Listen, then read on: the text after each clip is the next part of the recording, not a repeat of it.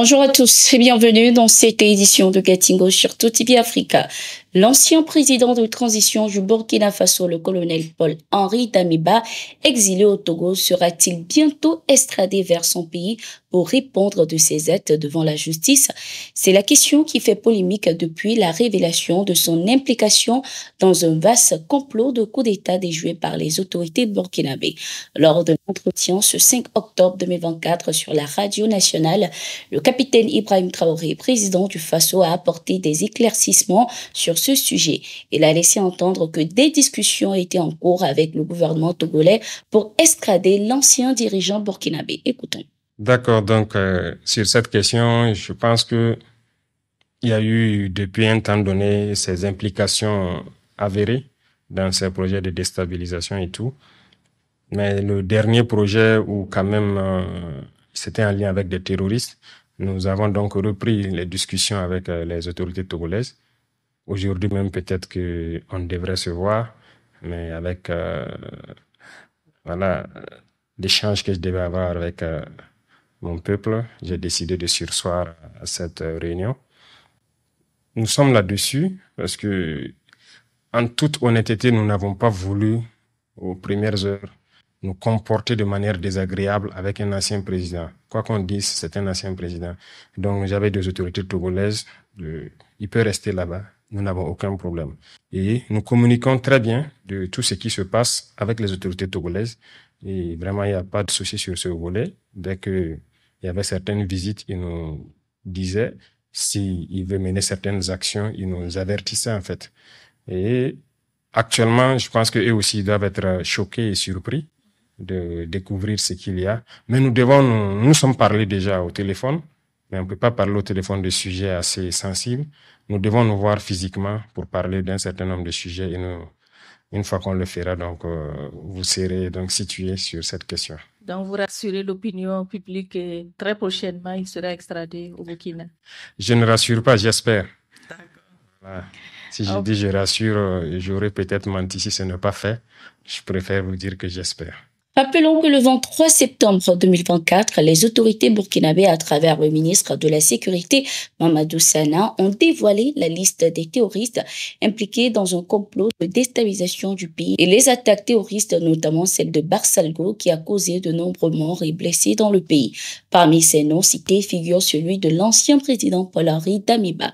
Ce n'est pas la première fois que l'ancien chef d'État est accusé de déstabilisation. Nombreux s'interrogent sur l'idée derrière ces actions. Si, dans une interview accordée au journaliste Alain Foka il y a quelques mois, il avait indiqué qu'il n'avait pas l'intention de revenir au pouvoir. Au Sénégal, suite à sa désignation à la tête de la coalition de l'opposition Takoualou, l'ancien président sénégalais Macky Sall a démissionné de son poste d'envoyé spécial du pacte de Paris pour les peuples et la planète 4P.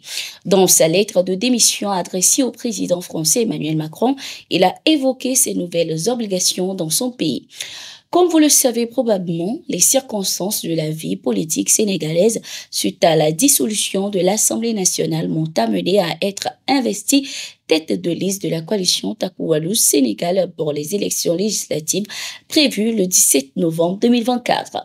Dans ces conditions et pour éviter tout risque d'incompatibilité et de conflit d'intérêts, je vous informe que j'ai décidé de me retirer de mes activités d'envoyé spécial du pacte de Paris pour les peuples et la planète à compter du 9 octobre après le sommet de Hambourg sur la durabilité pour lequel j'avais déjà pris des engagements, a-t-il écrit. Notons que Macky Sall occupait cette fonction depuis la fin de son mandat présidentiel. La coalition Takoualou regroupe plusieurs partis de l'opposition sénégalaise, dont l'Alliance pour la République fondée par Macky Sall, le Parti démocratique sénégalais dirigé par Karim Wade, Rémi d'Idrissa Seck, la coalition Jam-Ak Jarine, ainsi que la nouvelle responsabilité d'Amadouba de fin de Macky Sall lors des dernières élections. Cette coalition affrontera le parti au pouvoir du Premier ministre Ousmane Sonko, le PASTEF. Au Burkina Faso, plusieurs officiers ont été de nouveau radiés de l'armée. Selon les décrets présidentiels, 3 officiers ne font plus partie de l'armée burkinabé en raison d'une absence prolongée non justifiée de 6 jours. Il s'agit du lieutenant-colonel Oumba Diassanou Roméo, de l'intendant-commandant Ouedraogo Sekou et du commandant Belem Mamadi. Cette action du capitaine Ibrahim Traoré, président du Faso, vise à ramener l'ordre dans l'armée pour en faire l'une des plus puissantes. Cette mesure disciplinaire s'inscrit également dans le cadre des initiatives pour renforcer l'armée dans la lutte contre le terrorisme. Il est à noter qu'en février 2024, plusieurs soldats avaient été radiés pour fautes graves, notamment escroquerie, vol et trafic d'armes, entre autres. En janvier 2024, le capitaine du nom d'Alira Élisée Martial Naïré avait également été radié pour des raisons similaires. En Tunisie, Kais Saied est largement en tête de l'élection avec plus de 89,2% des voix selon un sondage réalisé après le vote. Prenant la parole le 6 octobre 2024, Kais Saied a déclaré vouloir poursuivre la révolution de 2011 et bâtir un pays purgé de la corruption et des complots. Sur un ton ferme, il a affirmé que son pays resterait libre et indépendant et qu'il n'accepterait jamais l'ingérence étrangère. Cette élection présidentielle a été fortement critiquée, beaucoup estimant qu'elle était gagnée d'avance par Kais Saied en raison de la corruption et de ses agissements dans le pays. Le président tunisien est souvent accusé de dérives autoritaires de musulmans, de la population et de l'opposition. Ces accusations se reflètent dans le faible taux de participation à cette élection qui n'est que devant 7,7% des voix. Sur le continent, le président tunisien est mal perçu en raison de ses récentes déclarations contre les migrants d'Afrique subsaharienne qu'il accuse de vouloir modifier la composition démographique de son pays.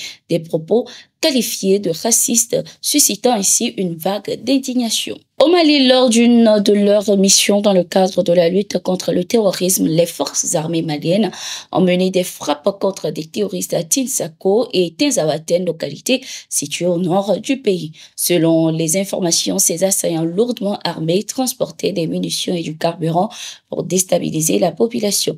Ils ont été localisés et neutralisés à cet effet.